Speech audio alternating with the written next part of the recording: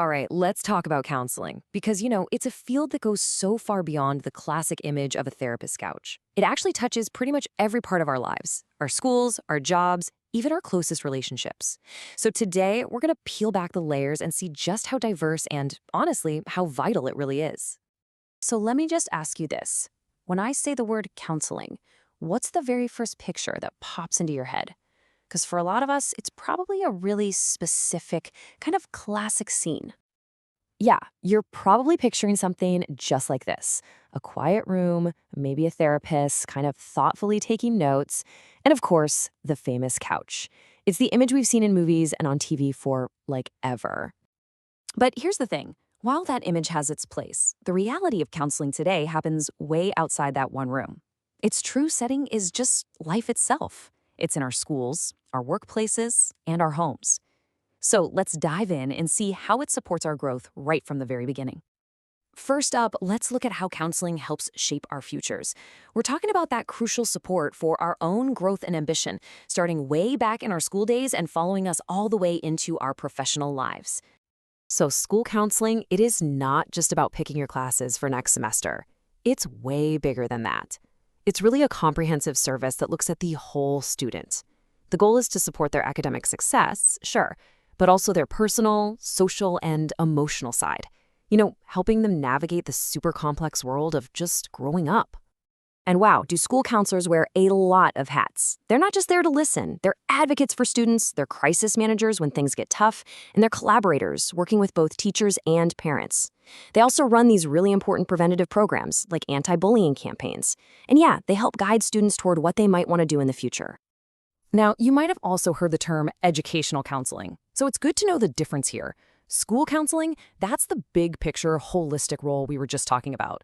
Educational counseling is usually a bit more specialized, really zeroing in on things like academic planning and specific career paths, especially when you get to college.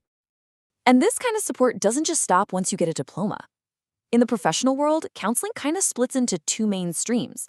You've got workplace counseling, which is usually offered by a company and focuses on well-being on that specific job, tackling stress or conflict.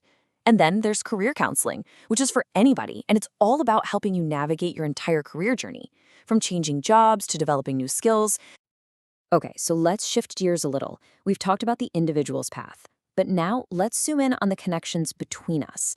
This next part is all about how counseling helps strengthen our most important bonds, the ones inside our marriages and families. Marriage and family counseling is really interesting because it looks at the couple or the whole family as a single unit. The main goal here is to improve how everyone communicates and interacts, helping them work through conflicts and make those emotional bonds stronger. It's really about healing the whole system, not just fixing one person. And the issues it deals with are, well, deeply human and things we can all relate to. So often, the stress we feel as individuals, whether it's from school or work, shows up at home as communication breaking down. This is where family counseling can step in, helping with everything from the pain of infidelity to the day-to-day struggles of parenting, navigating blended families, or getting through grief together.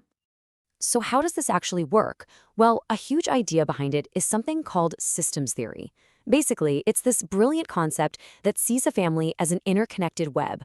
Think of it like a mobile hanging over a crib. If you touch one piece, the whole thing moves and shifts. So the key takeaway is that the therapy focuses on changing the pattern of how people interact, not just on fixing one supposed problem person. All right, so from strengthening bonds, we now turn to rebuilding lives. Our final section here gets into one of the most intensive and really transformative areas of counseling, helping people find their own pathways to healing and recovery from addiction. Addiction and rehabilitation counseling is this incredibly specialized field that gives support to people struggling with all kinds of addiction. It could be a substance or a behavior. The whole process is really designed to guide them through recovery and help them get back in control of their own lives. And one thing that's so important to know is that treatment is not one size fits all. It has to be tailored to what that person needs. Outpatient counseling, for example, offers a lot of flexibility. You live at home and go to your sessions. But then you have inpatient or residential rehab, which is a super structured 24/7 environment.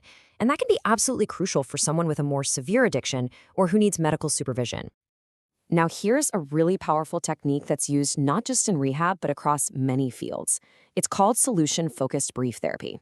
And instead of getting bogged down in the past and what went wrong, it totally flips the script. It's all about asking what's working right now, even just a little bit, and then building on those existing strengths to create small, real steps toward a better future. You see, successful recovery is such a multifaceted journey. It's not just about stopping a behavior. It means creating a solid plan to prevent relapse and learning new healthy ways to cope with stress. And those skills are just as useful for handling a conflict at work or a disagreement at home. And just as critical is addressing any underlying mental health issues, healing relationships, and building that all-important support system for the long haul. Okay, so we've looked at schools, workplaces, families, rehabilitation centers. They all seem so different, right? But there's this one powerful common thread that runs through every single type of counseling we've talked about. Whether it's a student trying to figure out their future, a couple trying to learn how to talk to each other again, or someone fighting for their own recovery, the fundamental mission deep down is always exactly the same. And that mission is this: to provide empathetic support in a safe space, to help foster a deeper understanding of ourselves and our relationships, and ultimately to empower real, lasting change. That, right there, is the heart of counseling. Which kind of leaves us with one final thought. Understanding the power of support doesn't just have to be some abstract idea. It can be an action. So, as we wrap this up, I'll just leave you with this question. Who in your life could you offer just a little bit of understanding or support to today? Thanks for joining me.